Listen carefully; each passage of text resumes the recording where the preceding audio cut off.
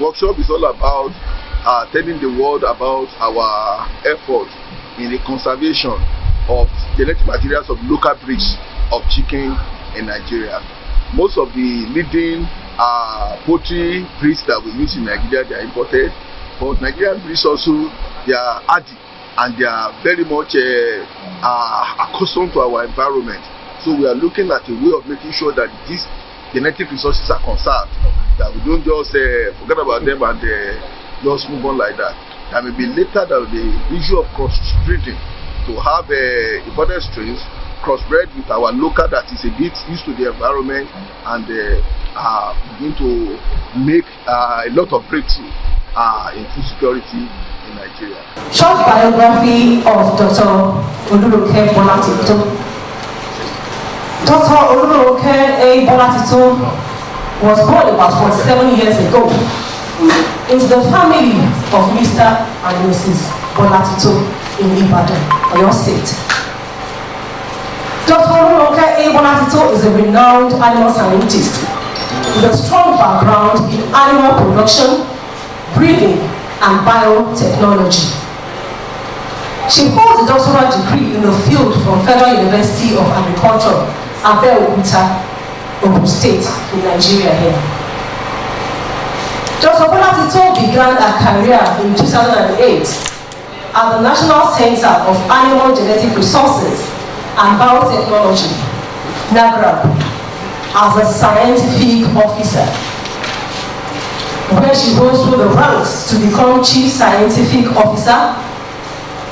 In 2022, she transitioned her service to the Federal College of Animal Health and Reproduction Technology, Ibadan, as a lecturer in the Department of Animal Production Technology. Coming to diversity and cryopreservation of local chicken and other poultry, we know that Nigeria is blessed with valuable animal genetic resources, and poultry is one of them.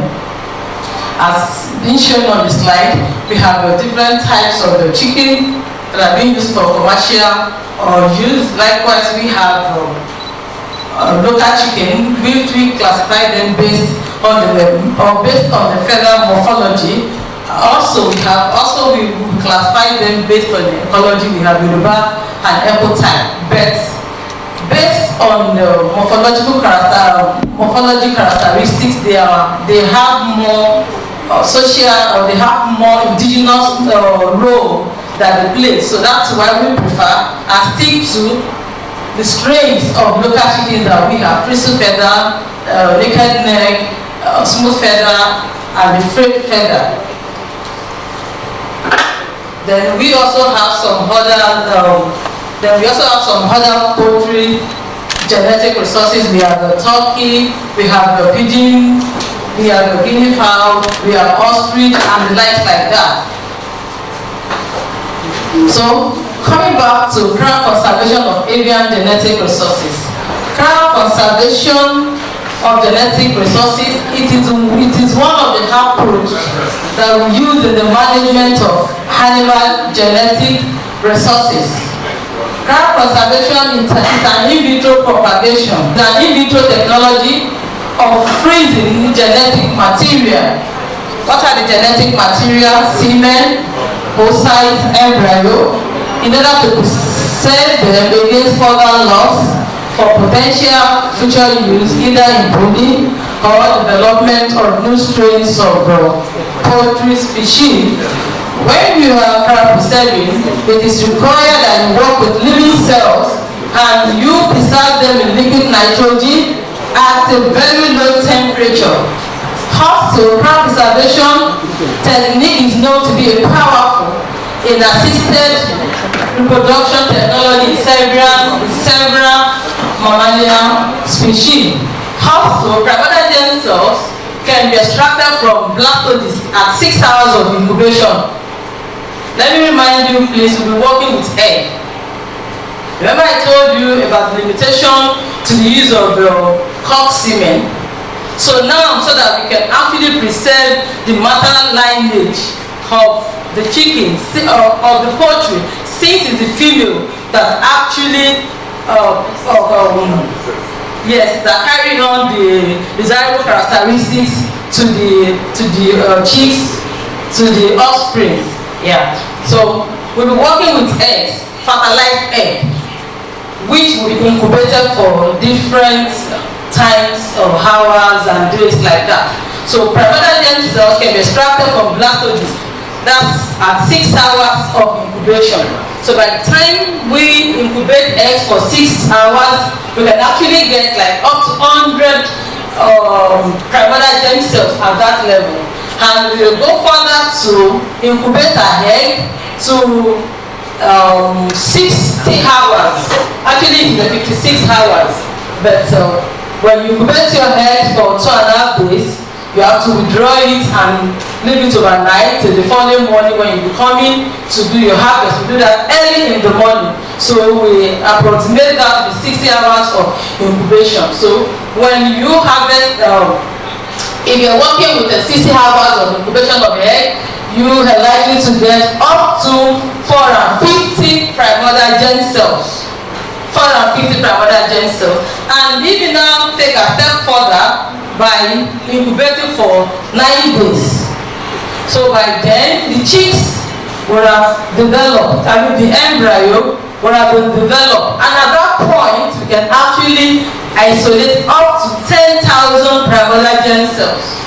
We can isolate up to 10,000 primordial germ cells. Remember, we are working with cells. So to successfully propagate avian primordial germ cell, it is important to understand the mechanism, how they arise, and genetic pathways that regulate germ cell survival, proliferation, and migration in the early embryo.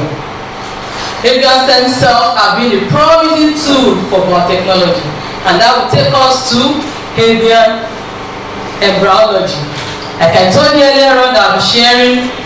I've been working with some of some external material, and this is one of them. Chicken embryology. Permit me to take my teachers through this basic biology, but it's essential I do that. I think I have your permission to proceed, sir, ma'am? Thank you, ma'am. Sir. What is embryology? Simply means development of chicken inside an egg. Remember I told you if you're working with primordial germ cells, you'll be working with fertilized cells. And the formation of primordial germ cells starts from fertilization. The process begins at fertilization in the oviduct. And it takes a chicken 21 days to hatch. Development of the primordial germ cell starts from fertilization once a cock mates an hen. Then it takes 21 days for an egg to hatch. Fertilization takes about 15 minutes after the ovum is released from the follicle. Then we have fusion of sperm cells, the haploid sperm cells with the germinal disc to form a single cell, a diploid organisms with full complement of the chromosome, and that is the importance of meiotic cellular division. Then we also have the third stage talking about cell division. We bring around 3 hours later in the isthmus and continue during egg migration along the oviduct. It actually continue like that. the zygote leave the isthmus and officially become an embryo. Then, by about 4 hours later in the shell gland, the embryo has grown to 256 cells. Remember I told you there are 3 stages of primordial germ cells harvesting. At 6 hours of incubation, 60 hours of incubation, then 9 hours of incubation. So it is important to understand the embryo development project of an egg. So with that, we'll be able to know where to come in with whatever manipulation that we want to do. The embryo development process continues. So the ectoderm layers, mesoderm, endoderm, so we start having, remember, from cell to tissue to organs and to system. So the same thing we have here.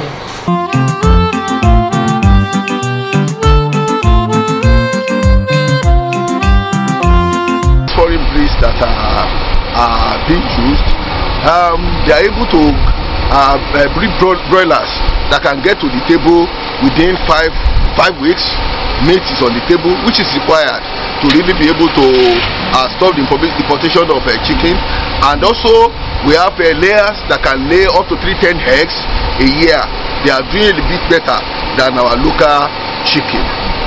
However, efforts on our local chicken also will take us there if we do not relent on our efforts. At the moment, our local chicken is sweeter, is is tougher, and is more accustomed to our environment, acclimatized to our environment.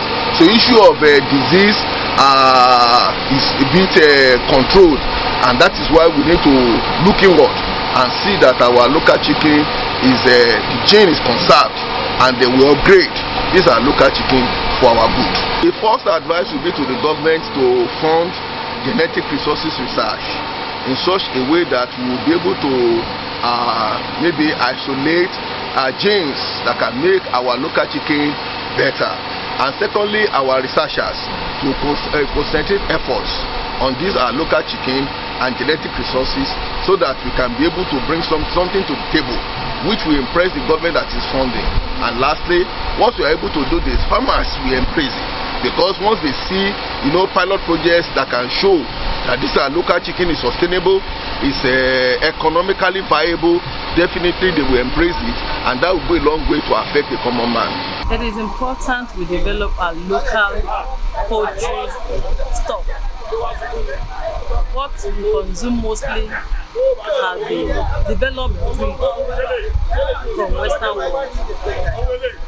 There is a market hub of Deho chicks at Oluyole, area of Ibadan. Yesterday was another market, so we should get there. If you were there yesterday, you see lots of products, chicken products. They're not actually ours, but these are the chicken breeds, poultry species, which have been developed by some people, while we are neglecting our own. As contained in the Livestock Transformation Plan agenda, it has been enshrined that local animal genetic resources of Nigeria should be developed so as to contribute to food security. We need to fuel the rising population of Nigeria. Relying on the conventional breeding of animal, I tell you, that is not sufficient to feed the rising population, and particularly in the face of global climatic change. So it is essential that we develop appropriate technology, right, for developing our local poultry genetic resources. So as we are producing, as we are developing appropriate protocols, appropriate cryopreservation protocols for developing these animals, then we can depend on our objectives, on the breeding objective. We depend on our target, so we can actually come up with different strains. So it depends We can work on frisky feather, local naked neck. It depends. These chicken strains, they have significant importance to the country. They have our cultural heritage. So there's something we cannot joke with, we cannot trade with them. So it is important that we develop them. We need, some of our children, they will tell you, I don't want too tough meat, this and that, but we can actually develop those breeds to meet our needs. So that we can have, so that we can get protein at little money. Today, a crate of egg is being sold at 5,000 naira. So meaning one egg is about 200 naira per one. So it is important we develop our own, because they're talking about importation of those breeds. There are certain policies, and there are those producers, they are commercial producers. They are in for making gains.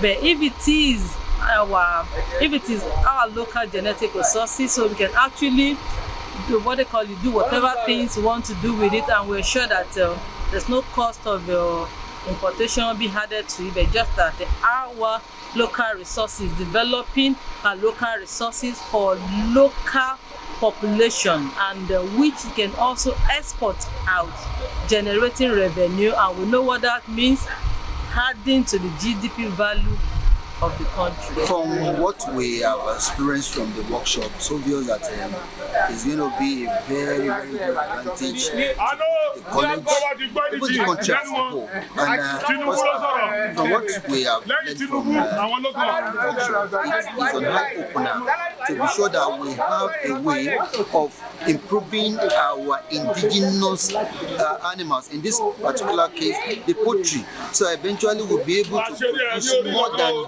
what we produce to meet the agricultural demand and food security challenges we're experiencing in Nigeria. And it is what we call teaching the teachers. So now, as whatever we are learning, we're going to take it to our students. They will learn, and eventually they take it and teach to others. So apart from practicalizing it, they'll be able to teach others they meet in future. So that is what it means, and that is what it is going to mean to both college and the country at large. This workshop, there is a lot of energy and knowledge has been shared.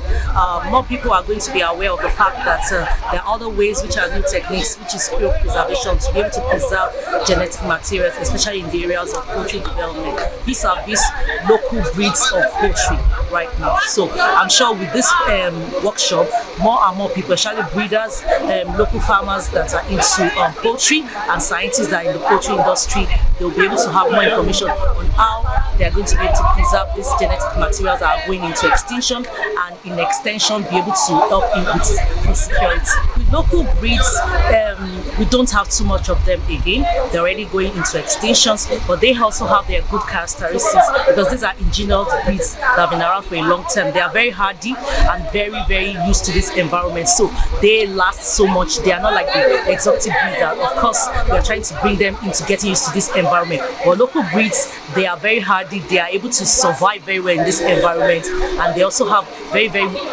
desirable traits. So trying to doing this cryopreservation right now, we're trying to multiply. Let me just use that layman's language, multiply, to be able to have so much of them, and they will be conserving them from more generations to come, putting in mind their desirable traits, so that we'll be able to have them. Before now, I've not really been interested in genetics.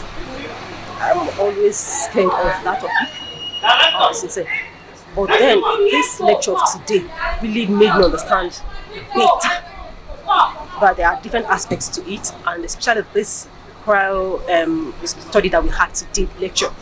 It really helped me to understand, and in fact it has improved my interest in genetics. I'll be sincere with you. Before now, when you're talking about genetics, I'm never interested. But with this, I think I'm now interested in genetics, and I think that is a way I can also come in into trading.